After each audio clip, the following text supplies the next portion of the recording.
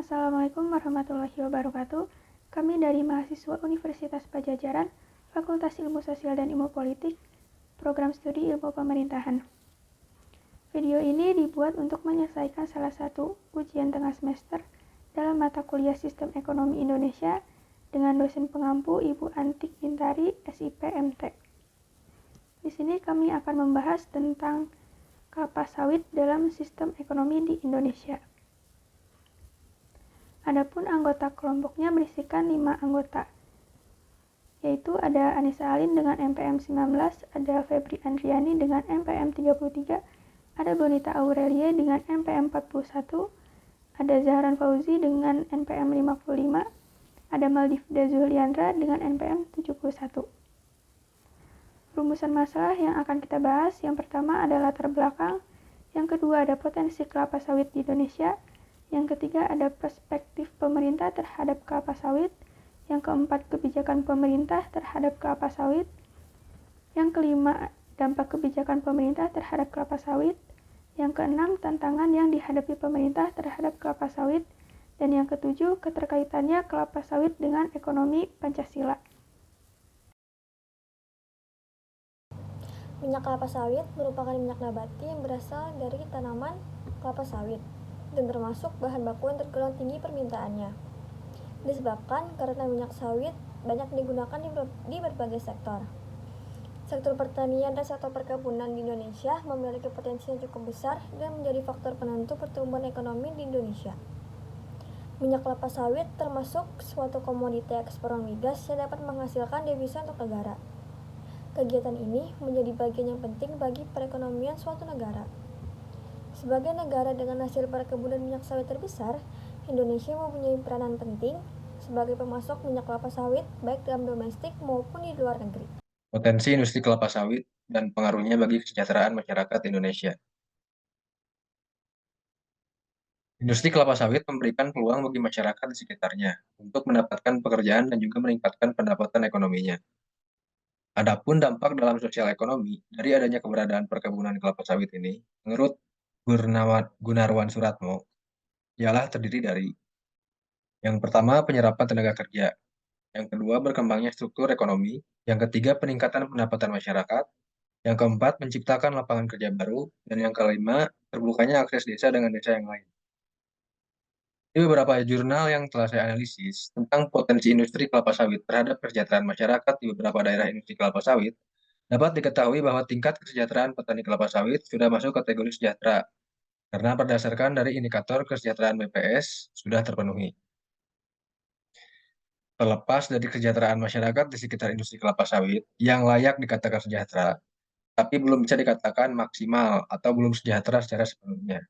Sebab indikator kesejahteraan tersebut tidak relevan berdasarkan dari sumber pendapatan yang diperoleh masyarakat sekitar, khususnya petani sawit. Sebenarnya pekerja lapangan di industri kelapa sawit ini tidak perlu melakukan kegiatan lain untuk mendapatkan penghasilan. Dengan melakukan kegiatan on-farm saja, harusnya sudah bisa memenuhi segala kebutuhan untuk kesejahteraannya, tanpa perlu melakukan kegiatan off-farm dan non-farm lagi. Tandanya berarti penghasilan dari kegiatan utamanya yaitu mengolah kelapa sawit masih rendah atau pas-pasan. Oleh sebab itu, jika petani sawit yang selalu dituntut harus kreatif di berbagai usahanya, tentu tidak adil. Secara etis harusnya ada peran pihak lembaga resmi pemerintah yang dapat membuat kebijakan untuk mengatur kegiatan ini seadil-adilnya. Perspektif pemerintah terhadap kelapa sawit. Industri kelapa sawit Indonesia memiliki peran penting dalam perekonomian Indonesia. Karena bisnis kelapa sawit terus berkembang dan banyak pengusaha dari berbagai kelompok ekonomi terlibat dalam industri tersebut. Dari perspektif ekonomi daerah, industri ini memiliki kepentingan strategis untuk mengembangkan kawasan menjadi pusat pertumbuhan baru yang penting di pusat-pusat kelapa sawit seperti Sumatera, Kalimantan, dan Sulawesi. Adapun kerangka peraturan yang mendorong kerjasama multi pihak di industri kelapa sawit. 1. Peraturan Presiden Nomor 44 Tahun 2020 tentang sertifikasi Indonesia Sustainable Palm Oil atau disingkat ISPO. 2. Instruksi Presiden Nomor 6 Tahun 2019 tentang Rencana Aksi Nasional Kelapa Sawit Berkelanjutan. atau RUN KSB 2019 sampai 2024. 3. Program Strategis Nasional tentang Peremajaan Sawit Rakyat atau PSR yang diatur melalui Peraturan Menteri Pertanian Nomor 3 Tahun 2022 tentang pengembangan sumber daya manusia, penelitian dan pengembangan peremajaan serta sarana dan prasarana perkebunan kelapa sawit. Pembahasan selanjutnya itu ada kebijakan pemerintah terhadap kelapa sawit. Kebijakan pemerintah ini dibagi menjadi 3 bagian. Yang pertama ada kebijakan hilirisasi industri kelapa sawit.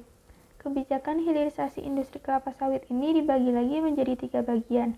Yang pertama ada hilirisasi oleo pangan yang mengolah CPO menjadi produk bahan makanan seperti minyak goreng, mentega, pakan ternak, es krim, creamer, dan lain-lain. Yang kedua ada hilirisasi oleo kimia yang mengolah CPO menjadi produk seperti sabun cuci, sabun mandi, sampo, kosmetik, dan lain-lain. Dan yang ketiga ada hilirisasi biofuel yang mengolah CPO menjadi bahan bakar nabati seperti biodiesel, biogas, bioaftur, dan biopremium. Kebijakan pemerintah yang kedua itu pembuatan kawasan ekonomi khusus. Menurut GAPK pada tahun 2017, pemerintah mengambil langkah tambahan untuk program hilirisasi industri CPO di Indonesia, seperti memfasilitasi izin usaha dan juga membangun kawasan ekonomi khusus untuk mempercepat program hilirisasi industri kelapa sawit. Dan yang ketiga itu pengembangan biodiesel dari kelapa sawit. Pengembangan biodiesel di Indonesia diatur dalam kebijakan mandatori biodiesel melalui Peraturan Menteri ESDM Nomor 32 Tahun 2008 tentang penyediaan, pemanfaatan, dan tata niaga bahan bakar nabati sebagai bahan bakar lain. Pemerintah mengesahkan amandemen ketiga atas kebijakan mandatori biodiesel dalam Peraturan Menteri ESDM Nomor 12 Tahun 2015 dengan menaikkan kewajiban minimum penggunaan biodiesel sebagai campuran bahan bakar minyak menjadi 30%. Keseriusan pemerintah dalam mengembangkan industri biodiesel semakin ditunjukkan dengan dikeluarkannya Peraturan Menteri ESDM Nomor 26 Tahun 2015, yaitu Badan Usaha Badan Bakar Nabati jenis biodiesel berhak memperoleh pembiayaan biodiesel dari Badan Pengelola Dana Perkebunan Kelapa Sawit. Dana tersebut merupakan pungutan atas ekspor komoditas perkebunan kelapa sawit dan turunannya serta iuran dari pelaku usaha perkebunan kelapa sawit sesuai dengan Peraturan Presiden Nomor 61 Tahun 2015. Melalui berbagai cara, pemerintah juga telah menetapkan target produksi biodiesel sebesar 22,41 juta kiloliter untuk tahun 2025. Yang kelima, ada dampak kebijakan pemerintah terhadap kelapa sawit. Yang pertama, adanya memperluas ekspansi perkebunan kelapa sawit. Melalui aktivitas ekspansi dari pengolahan kebun kelapa sawit, membuka kesempatan bagi pengelola industri crude palm oil atau CPO untuk melakukan pengolahan seluas-luasnya. Namun, hal tersebut menimbulkan efek samping terhadap masyarakat seperti limbah cair industri yang mencemari lingkungan dan juga aktivitas ekonomi yang terganggu dengan adanya proses produksi atau konsumsi yang tidak merata. Yang kedua, adanya perubahan pendapatan petani. Pendapatan petani dipengaruhi oleh jumlah produksi kelapa sawit dan pengelolaan kelapa sawit tersebut. Apabila kelapa sawit berada dalam jumlah yang banyak dan meningkat, hal tersebut akan mempengaruhi ke pendapatan petani yang juga akan meningkat. Maka dari itu, pemerintah mengeluarkan kebijakan program pemberdayaan petani kelapa sawit guna meningkatkan produktivitas para petani sawit dan menambah jumlah produksi sawit. Dan yang terakhir adanya keberlanjutan usaha kelapa sawit. Melalui keberlanjutan produksi kelapa sawit di Indonesia dipengaruhi oleh kebijakan Indonesia Sustainable Palm Oil atau disingkat ISPO. Dampak dari kebijakan tersebut antara lain adalah menjadikan produk kelapa sawit lebih kompetitif di pasar internasional dan meningkatkan ekspor kelapa sawit di mancanegara. Selain itu juga memenuhi kesejahteraan pengolahan kelapa sawit yang dimana berpengaruh terhadap penguatan ekonomi dan juga negara. Namun, melalui dampak positif tersebut, ternyata aktivitas pengembangan kelapa sawit juga menimbulkan berbagai masalah, seperti deforestasi, konflik lahan, dan kerusakan lingkungan. Oleh karena itu, perlu adanya upaya untuk mengelola kelapa sawit secara berkelanjutan agar manfaatnya dapat dirasakan oleh semua pihak tanpa merusak lingkungan, dengan adanya moratorium izin baru perkebunan kelapa sawit. Pembahasan berikutnya itu ada tantangan yang dihadapi pemerintah terhadap kelapa sawit. Yang pertama itu ada tantangan dari lingkungan. Kelapa sawit sering dikaitkan dengan degradasi lingkungan dan hilangnya habitat serta menghancurkan keanekaragaman hayati. Oleh karena itu, pemerintah harus memperhatikan dampak lingkungan dari produksi kelapa sawit dan memastikan industri kelapa sawit beroperasi secara berkelanjutan dan mematuhi peraturan lingkungan. Tantangan yang kedua yaitu tentang ekonomi. Pemerintah mungkin menghadapi tantangan dalam menciptakan kebijakan dan program yang mendorong pertumbuhan ekonomi yang berkelanjutan dan inklusif, termasuk pengembangan kebun kelapa sawit kecil dan menengah, dan pengurangan ketimpangan sosial dan ekonomi di wilayah-wilayah yang terkena dampak dari kegiatan perkebunan kelapa sawit. Tantangan yang ketiga itu ada persaingan global. Kelapa sawit Indonesia bersaing dengan produsen dunia lainnya seperti Malaysia dan Amerika Latin. Pemerintah harus memperhatikan faktor-faktor yang mempengaruhi daya saing industri kelapa sawit Indonesia seperti biaya produksi, kualitas produk, dan peraturan perdagangan. Tantangan yang keempat itu ada permintaan pasar. Minyak sawit Indonesia digunakan di banyak produk konsumen termasuk makanan dan kosmetik. Namun, permintaan pasar dapat bervariasi sesuai dengan opini publik dan tren konsumen. Oleh karena itu, pemerintah harus memperhatikan perubahan permintaan pasar dan mempromosikan minyak sawit di Indonesia ke pasar dunia. Tantangan yang terakhir itu ada hak asasi manusia. Pemerintah juga dapat menghadapi tantangan dalam menjamin hak-hak asasi manusia dalam produksi kelapa sawit termasuk hak pekerja, hak masyarakat adat, dan hak perempuan. Pemerintah dapat mengambil tindakan untuk menjamin bahwa kegiatan perkebunan kelapa sawit tidak melanggar hak asasi manusia dan memperkuat partisipasi masyarakat dalam pengambilan keputusan yang berhubungan dengan kegiatan industri kelapa sawit. Keterkaitannya kelapa sawit dengan ekonomi Pancasila. 1. Mempertahankan lingkungan hidup. Kelapa sawit dapat dikembangkan dengan mempertimbangkan dampak lingkungan dan keberlanjutan sumber daya alam. Hal ini dapat dicapai dengan menerapkan praktik pertanian berkelanjutan seperti penggunaan pupuk organik dan pengelolaan limbah yang baik. 2. Meningkatkan nilai tambah produk kelapa sawit. Kelapa sawit dapat dikembangkan secara berkelanjutan dengan memberikan nilai tambah pada produk minyak sawit. Hal ini dapat dicapai dengan memperluas pasar produk minyak sawit dan memperkenalkan produk bernilai tambah seperti minyak sawit mentah, biodiesel, dan produk turunan lainnya. 3. Menjaga stabilitas harga. Saat harga sawit naik, petani dan ekonomi secara luas bisa diuntungkan, tapi saat harga turun, petani bisa menderita. Oleh karena itu, pemerintah dapat menjaga stabilitas harga dengan mengintervensi pasar dan membeli cadangan agar harga tetap stabil. Indonesia merupakan negara eksportir penghasil crude palm oil atau CPO nomor 1 di dunia dengan volume ekspor pada tahun 2021 sebesar 32 juta sekian US dollar. Dari angka total tersebut, proporsi minyak sawit untuk konsumsi ekspor mencapai 65%, sedangkan untuk konsumsi lokal hanya 35%.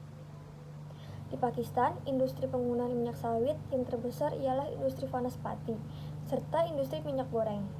Kemudian, selain Vanaspati, terdapat industri minyak goreng cair Pakistan yang semakin bertumbuh dan diiringi oleh mulai berkembangnya restoran siap saji dengan pesat di Pakistan. Pakistan juga merupakan negara dengan konsumsi minyak nabati yang tinggi dan rendah produksi. Hal inilah yang menjadikan Pakistan merupakan salah satu importir utama minyak sawit di dunia. Alasan utama minyak sawit menjadi minyak utama konsumsi karena minyak sawit merupakan minyak sayur dengan harga terendah yang saat ini menyempurnakan minyak sawit. Kelapa sawit dalam bentuk crude palm oil merupakan jenis olahan yang paling banyak diekspor oleh Indonesia. Nilai ekspor dalam bentuk CPO berdasarkan Komoditas Rotterdam per Januari 2023 sebesar $1.090 Amerika.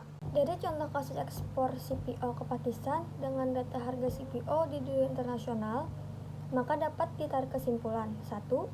Ekspor kelapa sawit dalam bentuk CPO memiliki nilai jual cukup tinggi, sehingga pengolahan kelapa sawit menjadi CPO yang merupakan pengolahan sederhana akan memperoleh keuntungan yang besar jika dijual sesuai harga ekspor CPO. Yang kedua, negara tujuan ekspor memilih pengolahan turunan CPO yang variatif, sehingga dengan ekspor CPO tingkat permintaannya akan jauh lebih besar daripada produk turunan dari CPO yang belum tentu memenuhi keinginan pasar internasional. Lalu yang terakhir, pengolahan CPO menjadi produk turunan lain yang memiliki nilai jual lebih tinggi, memerlukan teknologi dan investasi yang lebih besar, seperti produk biodiesel. Sehingga banyak perusahaan CPO yang lebih memilih pengolahan sederhana dengan harga jual yang cukup untuk memperoleh keuntungan yang besar. Melalui materi yang telah disampaikan tadi, dapat ditarik kesimpulan bahwa aktivitas perkebunan kelapa sawit menjadi komoditas yang menjanjikan bagi keberlangsungan berbagai sektor di Indonesia. Kegiatan mengolah sawit tersebut dipengaruhi oleh berbagai faktor seperti lingkungan, sosial, ekonomi, dan politik. Dalam mengembangkan produktivitas kelapa sawit dibutuhkan peran melalui perspektif pemerintah. Untuk mendorong keberlanjutan industri kelapa sawit, pemerintah telah memperkenalkan kerangka peraturan dan mendorong kerjasama multi pihak di industri kelapa sawit, termasuk Peraturan Presiden Nomor 44 Tahun 2020 tentang sertifikasi di Indonesia Sustainable Palm Oil atau ISPO, Instruksi Presiden Nomor 6 Tahun 2019 tentang Rencana Aksi Nasional Kelapa Sawit Berkelanjutan 2019-2024, dan Program Strategis Nasional tentang Peremajaan Sawit Rakyat atau PSR yang diatur melalui Peraturan Menteri Pertanian Nomor 3 Tahun 2022 tentang pengembangan sumber daya manusia, penelitian dan pengembangan, peremajaan, serta sarana dan prasarana perkebunan kelapa sawit. Perspektif tersebut tidak terlepas dari adanya kebijakan pemerintah yang berpengaruh secara positif maupun negatif dalam proses kegiatan kelapa sawit tersebut. Selain itu, kegiatan perkebunan kelapa sawit juga memiliki keterkaitan dengan ideologi bangsa, yaitu Pancasila. Dengan begitu, terlaksananya kegiatan perkebunan sawit di Indonesia dapat selaras dengan nilai-nilai yang berlaku Indonesia dan membantu meningkatkan kesejahteraan masyarakat.